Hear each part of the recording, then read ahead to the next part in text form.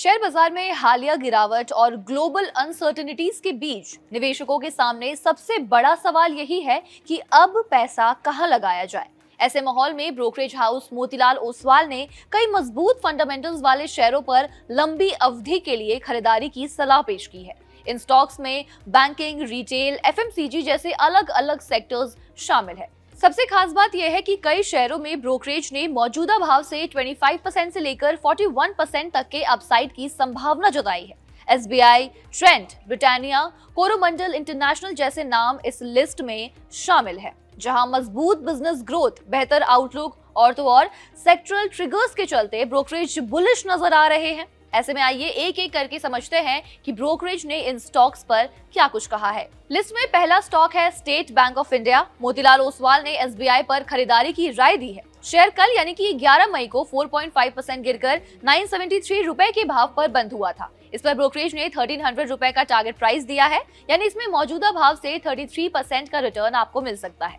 Bank का business growth काफी ज्यादा मजबूत नजर आ रहा है और अगर हम आज की बात करें तो 9:30 बजे के आसपास एसबीआई के शेयर में 0.072% की तेजी थी और ये 974 रुपए पर ट्रेड कर रहा था। दूसरा स्टॉक है टाटा की कंपनी ट्रेंट।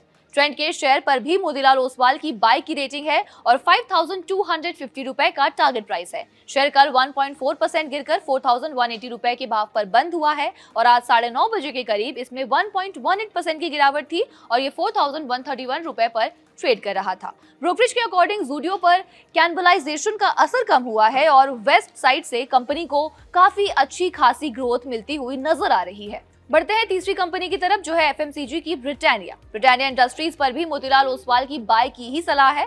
टारगेट प्राइस 6750 रुपए है। शेयर कल 5410 रुपए पर क्लोज हुआ था, यानी मौजूदा भाव से इसमें 24% की तेजी दर्ज हो सकती है। आज लगभग 9:45 पर शेयर में 0.80% की गिरावट थी और ये 5367 रुपए पर ट्रेड कर रहा था।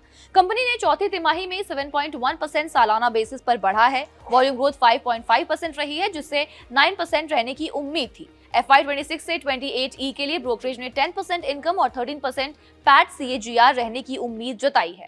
चौथा स्टॉक है कोरोमंडल इंटरनेशनल, जिसके शेयर पर ब्रोकरेज ने खरीदारी की ही सलाह पेश की है। शेयर कल 3% की गिरावट के साथ 1868 रुपए पर क्लोज हुआ है और आज ये 0.87% की गिरावट के साथ 1849 रुपए पर ट्रेड करता नजर आया है। ब्रोकरेज ने स्टॉक पर 2530 रुपए का टारगेट प्राइस दिया है, यानी मौजूदा भाव से 35% तेजी की संभावना है।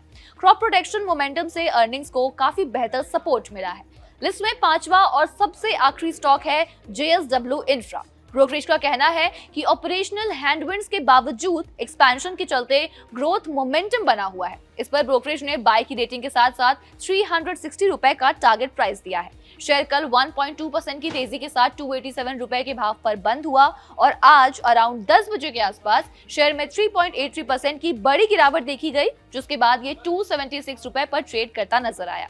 तो कुल मिलाकर बाजार की मौजूदा गिरावट और ग्लोबल अनिश्चितताओं के बीच घबराने के बजाय निवेशक इसे मजबूत फंडामेंटल वाले शेयरों में एंट्री करने के एक मौके के रूप में देख सकते हैं। मोतीलाल ओसवाल जैसे दिग्गज ब्रोकरेज हाउस की सलाह स्पष्ट करती है कि बैंकिंग, रिटेल और एफएमसीजी जैसे सेक्टर्स में लॉन्ग टर्म के लिए वैल्यू अभी भी बरकरार है। हालांकि शेयर बाजार में उतार चढ़ाव बना रह सकता है, इसलिए निवेशकों को ये सलाह दी जाती है कि वो किसी भी स्टॉक में पैसा लगाने से पहले अपने फाइनेंशियल एडवाइजर से चर्चा जरूर करें और एक्सपर्ट्स द्वारा बताए गए टारगेट्स, लेवल्स और बिजनेस ग्रोथ की बारीकियों को ध्यान में रखकर ही अपना पैसा किसी स्टॉक्स में निवेश करें। और हमें कमेंट्स में लिखकर बताइए कि इनमें से कौन सा स्टॉक आपके पोर्टफोलियो में शामिल है।